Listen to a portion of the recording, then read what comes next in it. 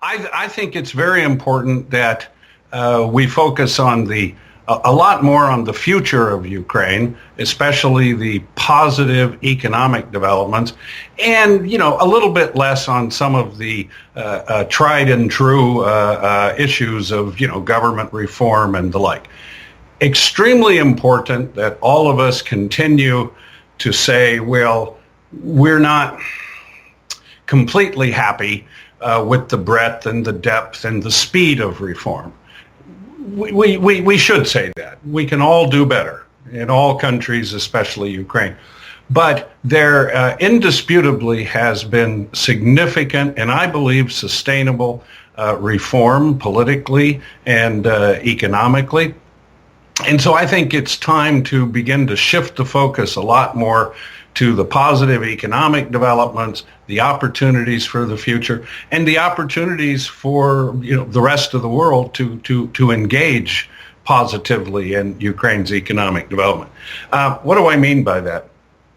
There's a number of sectors where Ukraine has a proven scientific expertise, proven innovative and application expertise. By that I mean they produce and sell goods and services for money.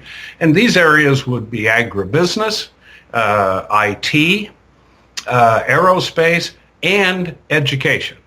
All of these sectors have grown tremendously in terms of quality, in terms of the quantity, in terms of their competitiveness. Ukraine's economy is very broad, it's very deep. Ukraine has a very large, sophisticated pool of skilled labor. It's a huge country. It's a wealthy country in terms of its endowments, in terms of its geographic location. All of these issues, these characteristics, are very fundamental. So let's go through them one at a time. Agribusiness is the first one that comes to mind. Ukraine's probably got 70% of its land that is very suitable for agriculture.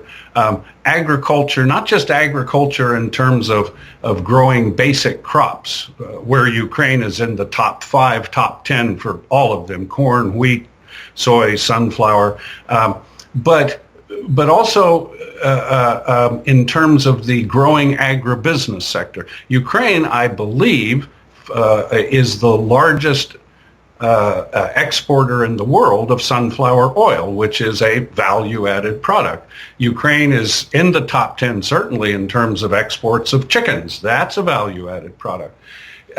This sector has grown tremendously. If you look back over the last few years, it's probably doubled in terms of output, but measured by value.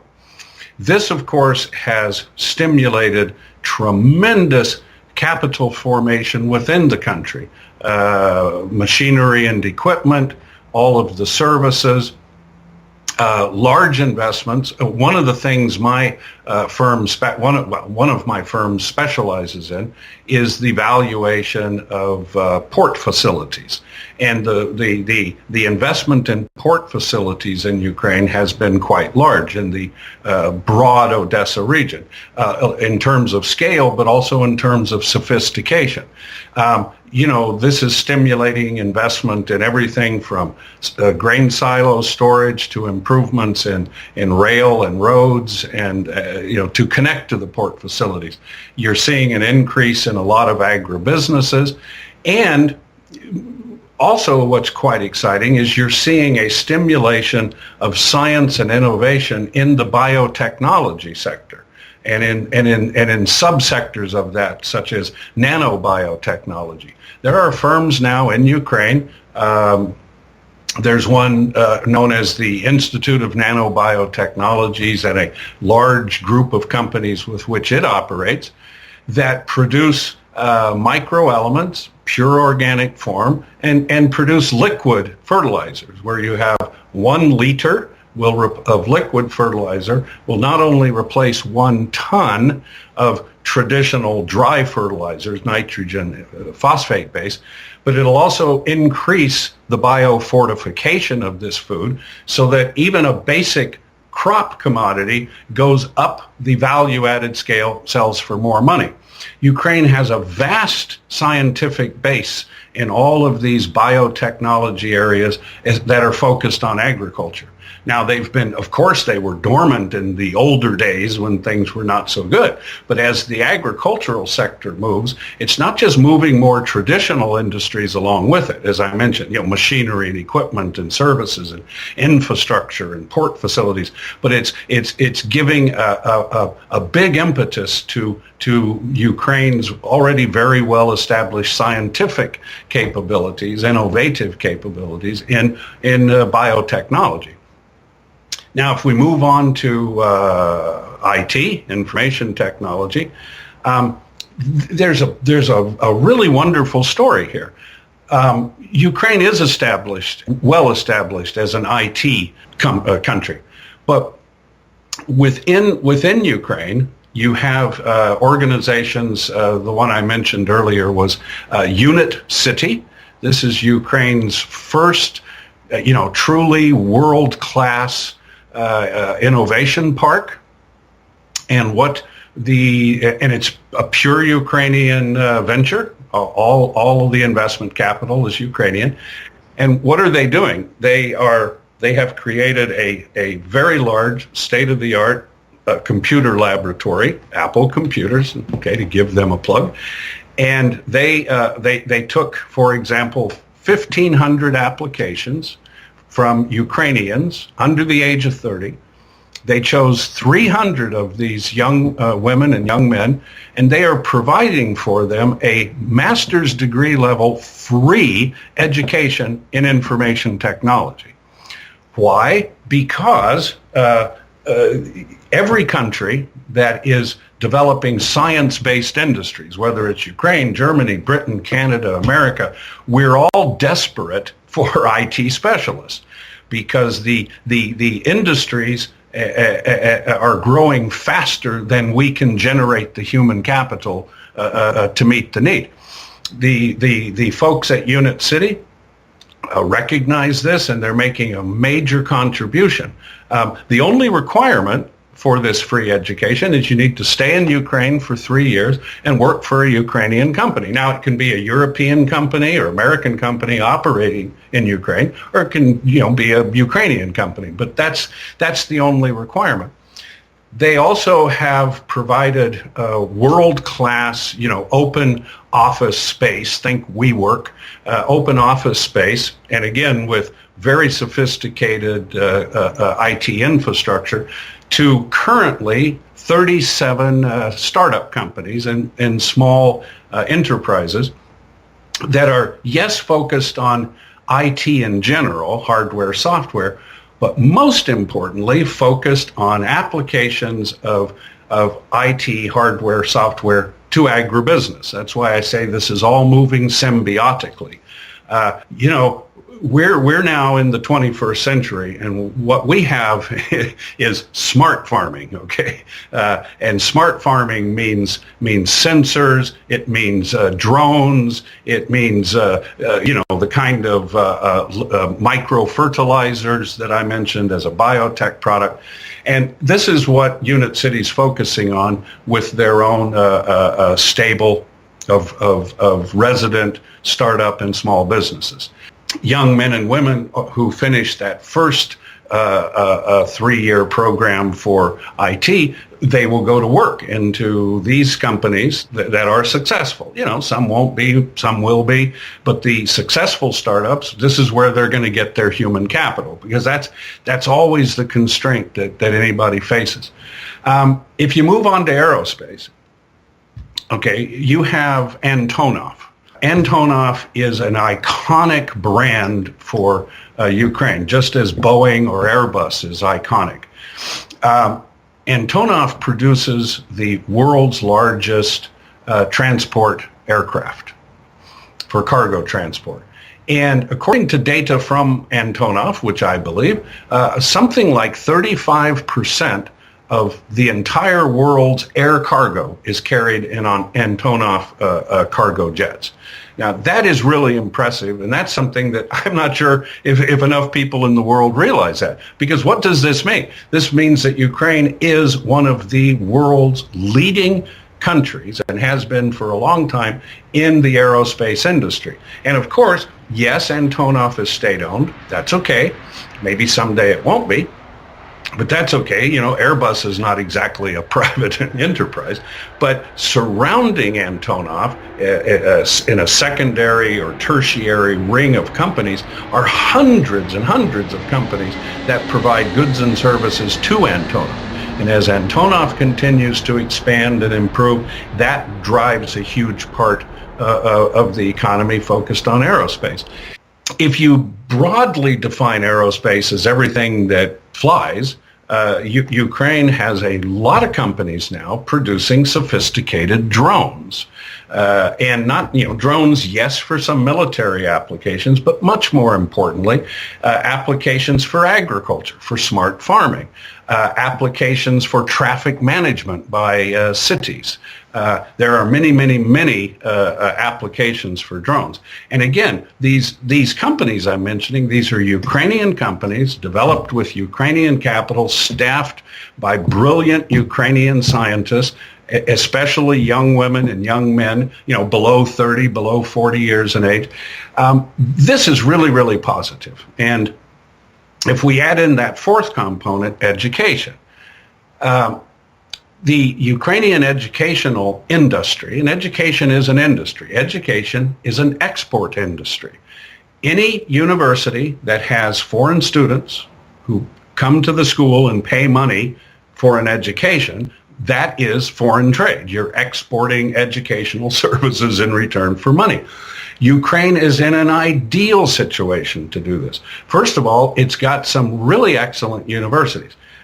Kiev Polytechnic Institute is a leading engineering school in the aerospace industries.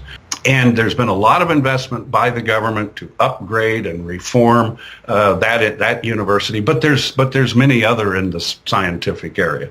An exciting area is in those fields that didn't exist under the Soviet Union, okay, such as business and finance and accounting and management. I'm affiliated with a university, but I'm going to mention 4 or 5 others.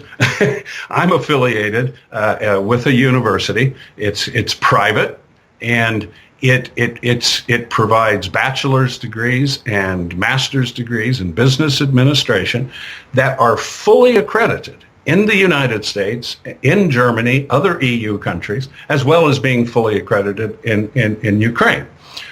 We have just initiated this year a dual degree program at the master's degree level with a German university, the University of Koblenz-Landau, where German and Ukrainian students will get 2 degrees simultaneously, the German Master's in Information Management, accredited by the German Education Ministry, and a Master's of Business Administration accredited by the Ukrainian Education Ministry. Now, so I don't sound too partisan, Kiev Mahila Academy, Catholic University in Lviv, for example, and other universities in Odessa, in Kharkiv, they're expanding their offerings. They're increasing the quality and of all of their teaching, because they've been able now to bring a new generation of Ukrainian professors. It takes a long time to be a professor. Ukraine's only been independent for something like 25 years. So we're now getting a new generation of women and men in their 30s and in their 40s who have world-class qualifications. Many of them maybe got their PhDs overseas, but they're in Ukraine and they're developing these universities.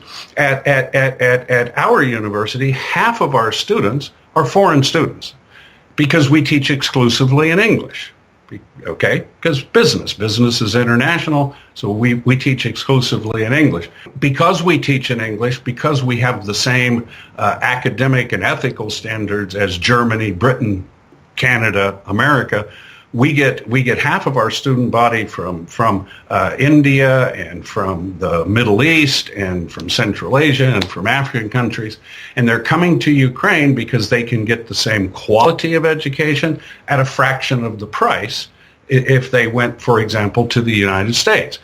This is called export competitiveness.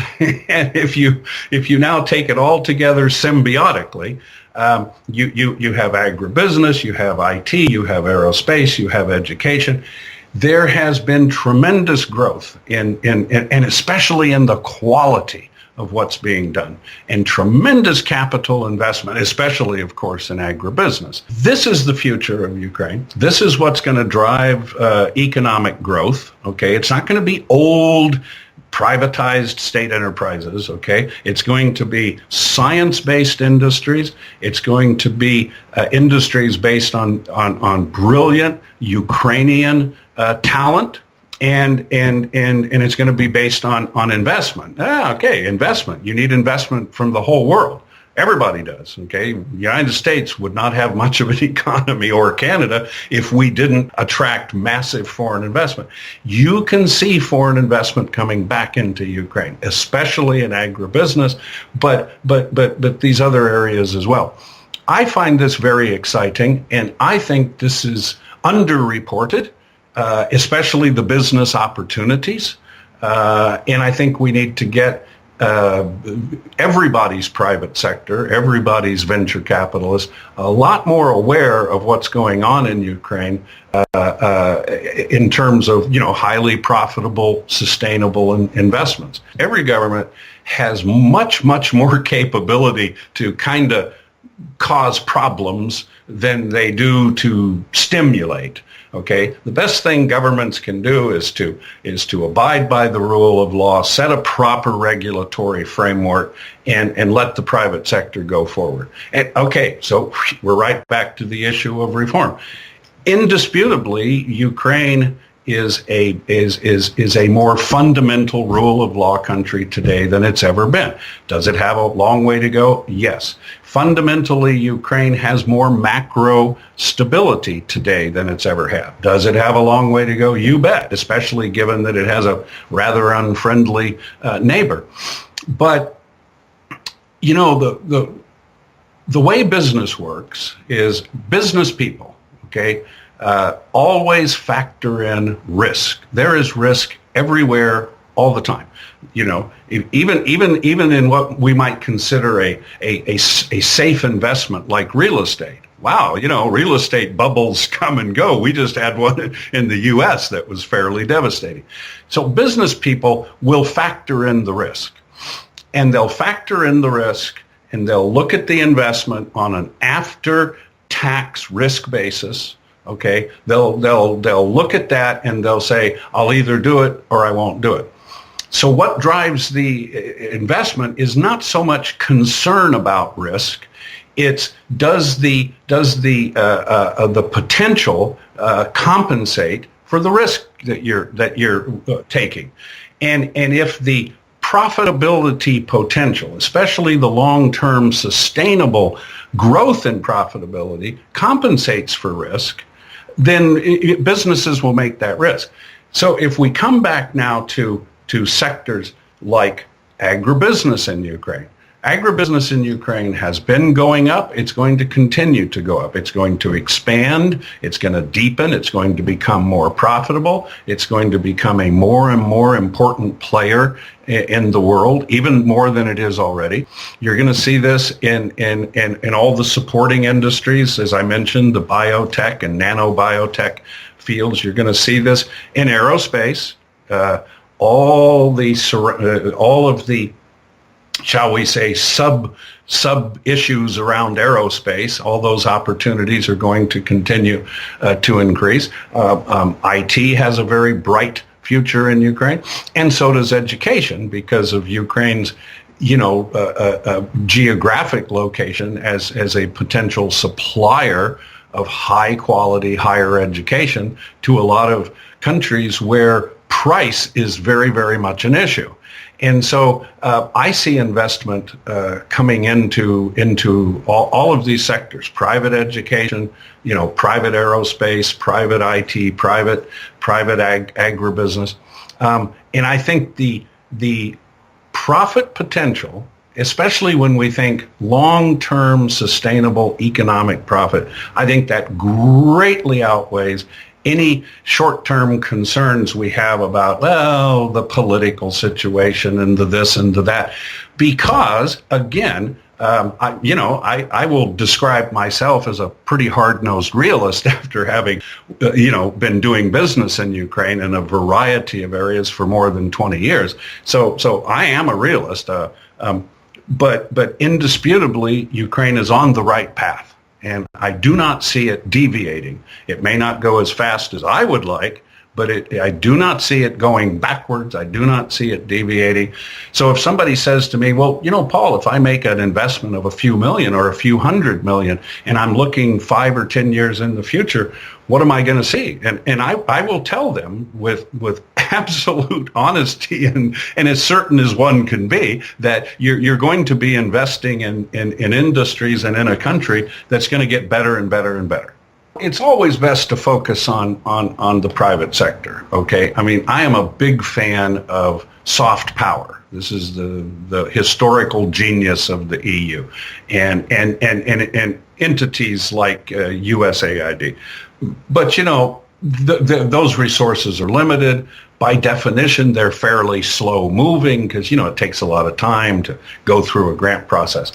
What we need to do is just foster an environment, looking exclusively now at Ukraine, foster an environment of rule of law, proper regulatory regimes, and the financial capital will be there. My philosophy is like this. Success never follows money. So nobody can put up some seed money and expect that it's going to generate success. Success does not follow money. Money follows success. And this is why you're seeing the pace of change, the rate of growth, the deepening of the economic situation in Ukraine getting better and larger and more sophisticated. Why? Because they're beginning to succeed. Thousands of entrepreneurs, hundreds of new companies are beginning to succeed. And when you start to succeed, money will find you. Money always follows success. And so the role of the government, yes, don't get out of the way, but create a rule of law system, enforce a rule of law system, and Ukraine is doing better than most people think on that score, and create a proper regulatory regime, and Ukraine's doing better on that score as well. And then, let people go out and begin to succeed at doing something, and all the money in the world will find you if you're successful. I will say that the state sector, because it tends to be concentrated on older industries, on natural monopolies, okay, like power generation, power distribution, they're going to continue to be a major piece of the economy. You have to generate power, you have to distribute power. So the government's going to always be a kind of a major player in that regard, but all the action is in the private sector, okay? When you look at agribusiness, it's overwhelmingly dominated by private sector entities, and it's the same in IT. Okay, it's less so in aerospace or education, but through time you can expect to see a smaller and smaller government footprint and a higher and higher and higher footprint of the private sector. Now, as far as the forecasts for growth and inflation, there's a lot of institutions and people that make forecasts. The IMF and the World Bank and various Ukrainian experts and think tanks. If you look at growth, this year everybody tends to say it's about 2%, and when you look out for 2018, you see typically forecasts of 3.5%. Okay, you see inflation anywhere from 9% to 15%, a much broader range because it's a lot harder to predict inflation. But so I might not be as optimistic that 2018 would have 5 or 6 or 7%, but I do agree with the philosophical underpinning of the Prime Minister's comment, because what he's saying is it's like rolling a snowball down a hill. That old analogy. It just keeps getting bigger and going faster. And if Ukraine can continue to come with 3 or 3.5% growth, then there's no reason on earth, when you start looking out 3 to 5 to 7 years, there's no reason you can't get to 5, 6, 7% growth. We can either accentuate the negative or we can accentuate the positive. And I'm not talking, rose-colored glasses and naivete. If I thought Ukraine was anything like a failed state, I wouldn't be there. I continue to invest there. I expand my businesses there. I teach there. I work there. So I, for one, don't see a failed state. You have to either focus on the negative or focus on the positive. Now, let's be very, very, very realistic. There's a lot of poor people in Ukraine, and they are suffering, okay? Every country has a problem of poverty. Every country has a problem of income inequality. Ukraine has, relative to Europe, which it aspires to join, Ukraine has a worse problem with income inequality and a worse problem with poverty, and yes, probably a worse problem with corruption. But that's not the issue. The issue is it getting better?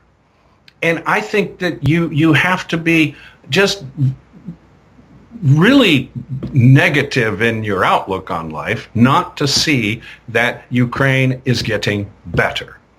Is it getting better fast enough? Of course not. Of course not. And everybody should stay a little bit angry and kind of keep pushing on that. But it's not necessarily how fast you go from point A to point B. It's much, much more important, did you choose the right path? Ukraine is on the right path. And for people who say, there's corruption and there's poverty, I say, okay, fine. If you care about those issues, get involved. Engage the country. Okay? If you're a diplomat, if you're an academic, if you're in some think tank and you like to say, there's corruption and there's poverty, I say, fine, well, then come up with ideas how to make it better. Engage. Okay? Engage the government. Better yet, engage the private sector. The best way to reduce poverty that I've ever thought of as a economics professor, the best way I know to cure poverty is to give people good paying jobs. And so, let's engage the private sector and let's do things to stimulate small and mid-sized business formation and stimulate employment. And the Ukrainian government isn't going to be at the top of anybody's success list, but it isn't at the bottom either. And it is not a failed state. It is a state that is getting better every year, and we have to support that. If you look at who's involved in Ukraine, I don't mean in terms of exporting to Ukraine. Okay, we sell agricultural machinery or we sell, Mercedes automobiles. But if you look at the foreign companies that are most heavily involved in Ukraine, they all tend to be rather gigantic companies. And whether, in agribusiness you might have Cargill or Syngenta, I don't need to mention all the names of all the companies, but it tends to be rather gigantic companies that are involved in Ukraine. And that's primarily because the general business environment still is not as good as it could be or should be in terms of, mid-sized enterprises and small-scale enterprises. But in any country, when you talk about small business, and mid-sized businesses, that has to come from domestic capital formation, domestic business formation. And, the best way to stimulate that, of course, is, again, to keep improving rule of law and the expectation that rule of law will be more and more enforced as we go forward. Create a proper regulatory environment that supports rather than, say, throttles business, and more importantly, create the expectation that the regulatory environment is going to get better. But this failed state argument, I want to come back to this failed state argument. If you want to put on your cynical hat, you could say the following: Ukraine is not a poor state; it's a poorly managed state. Okay? Ukraine is an enormously large, it's enormously wealthy, enormously endowed with a it's got a large population, scale economies. It's got, despite the brain drain, it still has a large a group of very highly educated people, and it's got every element that a nation would need to be as wealthy as France or Germany or Italy or Canada. The elements are there. Okay, the missing element in Ukraine has always been bad management. Okay, whether it's under the czars, the commissars, the oligarchs. Okay, bad management has always been the bugaboo. But guess what? The management is improving, and it's improving because Ukrainians are demanding that it improve. And once you keep relaxing the constraint of, shall we say, bad governmental management, or just too much governmental management, once you relax that constraint, the Ukrainian economy is going to take off on a faster and faster growth trajectory. So there's nothing crazy about Prime Minister saying, he could see 5, 6, 7. Not next year, but I could see that in 3 to 5 years. I can see those growth rates going. I think everyone who looks at Ukraine, works in Ukraine, studies Ukraine, I think we could all agree that the big failure of 2017 was the failure of the government to do anything on agricultural land reform. I have to emphasize, non-agricultural land for forever. You can buy it ever since independence. You can buy it and sell it and all of that. Transfer it, bequeath it. It's only agricultural land. And I think, again, we can all agree that's kind of a big failure. I think the government extended for the 9th time a moratorium on agricultural land. But let's dig a little deeper, because this is a very, very complex issue. The people who are losing out on not having the ability to buy and sell agricultural land are primarily the people, many of whom are former, state farming and collective farming workers who own this land. They can't use it as collateral, so they can't, take the money and invest it in some small business, something to do with agro. They can't take the money and, repair their house or whatever they want to do. So not having the ability to buy and sell agricultural lands means that you have dead assets. It cannot be used as collateral by the people who own it. Even worse, if all you can do with agricultural land is lease it, the government continues to maintain a really kind of grotesque imbalance in negotiating power, because the large agricultural companies, the large companies, agribusiness companies that lease large amounts of land and then produce for export, Ukrainian and European and American companies, they have all the negotiating power. And I'm absolutely certain that whatever the average lease price is for agricultural land, it is way, way, way below what a fair market value lease price would be for that land. I've seen estimates credible as low as 10% of what the value could be.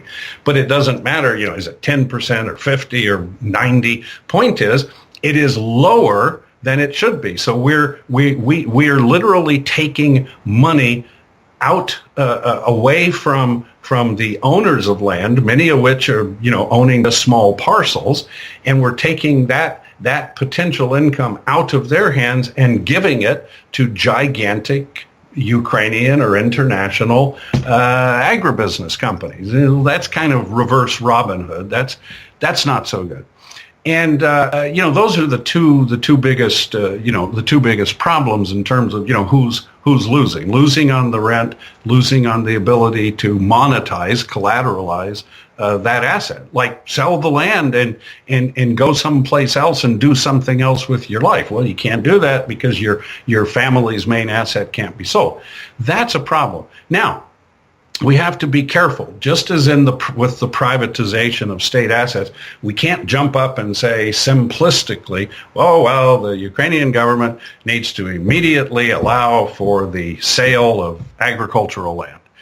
Just like I hear the simplistic comment all the time, well, the Ukrainian government needs to immediately privatize all the state enterprises.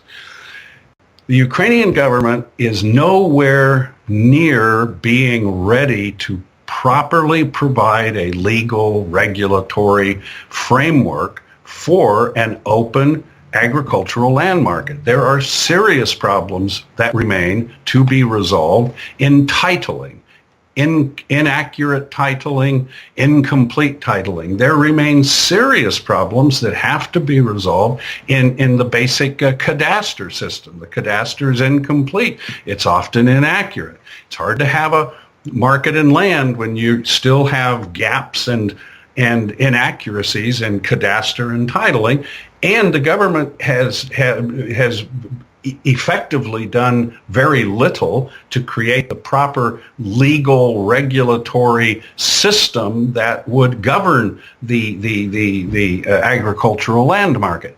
And until all of those issues are resolved, they can't go forward on creating a private market in agricultural land. Now, the question always gets asked, well, why don't they do that? Well, Ukraine is a democracy, and there are a lot of politicians who do not think having an agricultural, a private market for agricultural land is a good idea. That's their right. And they have been very effective at, shall we say, scaring or maybe motivating might be a better word, motivating opposition within the general Ukrainian public. Okay, it's pretty easy. It's sort of like populism 101 to stir up the fear of millions and millions of people that your land is going to be stolen, so on and so forth.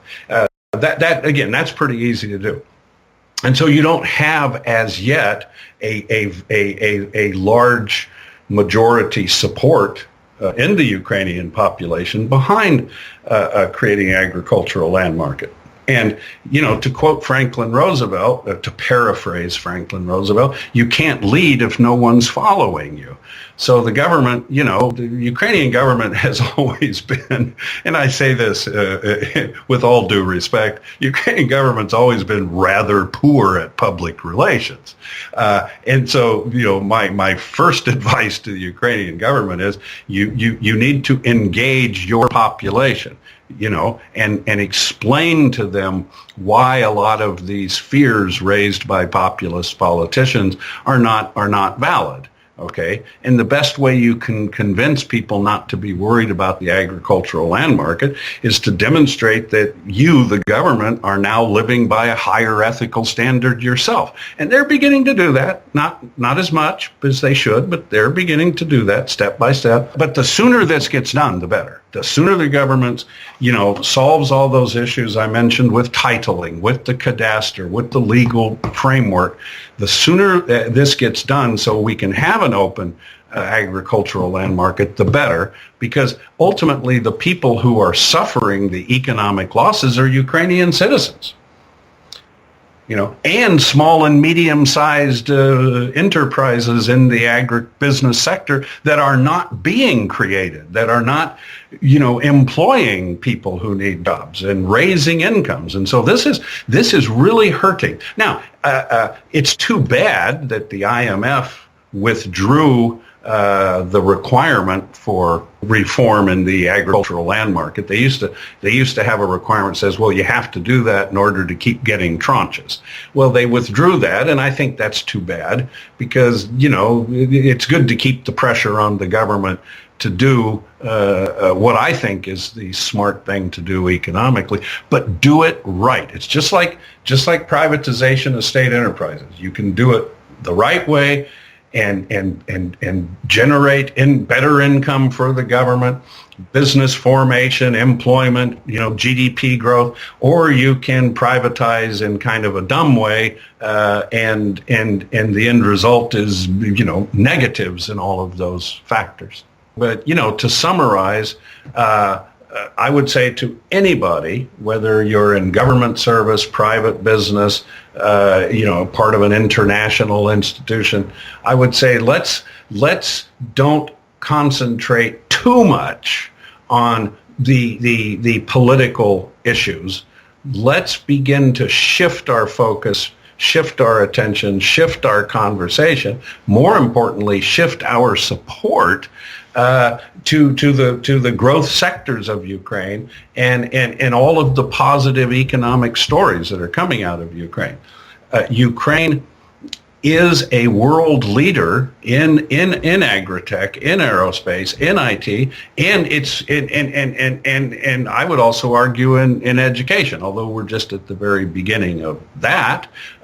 But these are sectors that have a future, and we should concentrate on this, and we should concentrate on economic success stories a lot more, and concentrate on issues of war and politics a lot less.